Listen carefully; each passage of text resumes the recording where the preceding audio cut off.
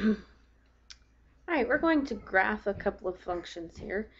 So it says from the function list below, identify the amplitude. Okay, we're asked to identify the amplitude and the period of the graph, and then we're asked to graph each function from -2 pi to pi. You're supposed to label your axes clearly. I've drawn my axes already because it's difficult with this pen to do that and make a straight line. But let's take a look. So we're supposed to graph y equals -5 times the sine of x. Okay, well, what change is going to happen? We're asked to identify the amplitude and the period. The amplitude will be affected by the number that's multiplied here in front. Okay, that affects the amplitude. Now, what is the amplitude? Well, let's take a look at a typical sine function. Okay, starts here at 0. 0 is 1 point on the graph, and it goes up. Okay, and at pi over 2, it's 1. And then when it comes back to pi, it's 0. Okay, then it goes down at 3 pi over 2, it's back to -1, and then at 2 pi, it's back to 0. Okay, that is our typical sine function. This is pi, this is 2 pi. The amplitude of that is 1. Okay, the amplitude is basically the distance from the center to the top of your waves and to the bottom. Now these are always going to be symmetric. Okay, how you find that number is you take the absolute value of the number in front of sine. Okay, so our amplitude would be the absolute value of -5, which is 5. So our waves are going to be 5 above the x-axis, 5 below. Now we know that we don't shift up or down because nothing's added on the end, and there's also no change to the period is what it's called. The period is how long it takes to repeat. Okay, so we know that the sine function also just continues this. Okay, so normally the period of a sine function is 2 pi. If there's any changes to the period, it will happen right here with the x, and since there's nothing there, our period for this is just 2 pi. Okay, and that's what it takes, again, remember, for a sine to repeat again, is to go 2 pi, and it starts over. So let's take a look. Let's graph this. So I would start here at 0, 0. Okay, we still have sine of 0 would be 0 times -5 is 0. Okay, the key parts you want to put on your axes are pi over 2 is important to have, and then pi.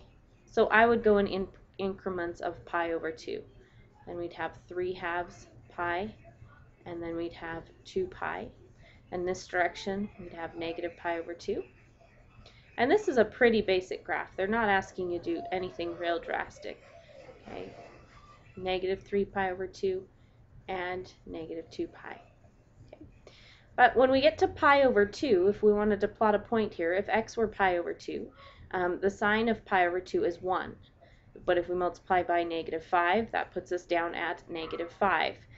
So we have, put our int 1, 2, 3, 4, 5, and 1, 2, 3, 4, 5. So at pi over 2, we're down at -5. So what the negative has done actually is to reflect our graph over the x-axis, and the 5 is stretching it 5 times as high. So this is my typical sine graph, but what we've done is by multiplying by negative, it's going to go down instead, and by multiplying by 5, it's going to go down 5 instead of going down just 1. So my curve comes down to -5, and then it's going to come back up. The sine of 0 is 0. Times -5 is still 0. And then we'll come back up. The sine of 3 pi over 2 is -1. Okay, if we were to put that in there, if we did in radians, the sine of 3 pi over 2 is -1. But remember, that's multiplied by -5 in front. That gives us 5. So we would be at 3 pi over 2, we'd be up here at 5.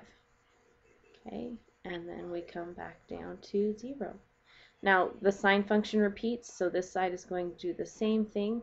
We're going to come up, -pi over 2 is going to hit up at 5, down to 0, -5 at -3 pi over 2, and back to 0. So here's the sine function from -2 pi to 2. Our amplitude was 5 and our period was 2 pi. Okay, how about the sine of 3x? Okay, again, if we're asked to find the amplitude, and that's an important thing to note when you're doing a graph, because you can just take your sine function and stretch it. The amplitude, again, is the absolute value of the number multiplied here in front of sine. So the absolute value of 3 is just 3. The amplitude is 3. And again, that's the height of each of our curves. The period for a normal sine function is 2 pi. The only thing that would change that is if we have something here with the x, and there's nothing there with the x. So our period is still just 2 pi. Okay, and again, the period is the amount of time it takes for you to repeat your pattern. So notice every 2 pi, this pattern up here was repeated. All right, so sine of 3x. Again, the point 0, 0, the sine of 0 is 0, times 3 is still 0. We want our important increments here, so pi over 2, pi, 3 pi over 2, and 2 pi. And then you'll probably want to space these equally because we're going pi over 2, a distance of pi over 2 each time, so they should be spaced out fairly equally. And -2 pi. All right, so we should have the typical sine function, only it's 3 times as high. So instead of going, you can plot points for this. Sorry about that, I need to erase that right there. Okay, you can plot points for this, or you can use, if you're just using the shape of sine, you know that it normally would go up to 1, but since it's multiplied by 3, it's going to go up to 3, and then come back down to 0. And then when we get to 3 pi over 2, it's going to go down to -3, and back up to 0. You could plot points to do that, or you can just use your shape of sine and stretch it 3.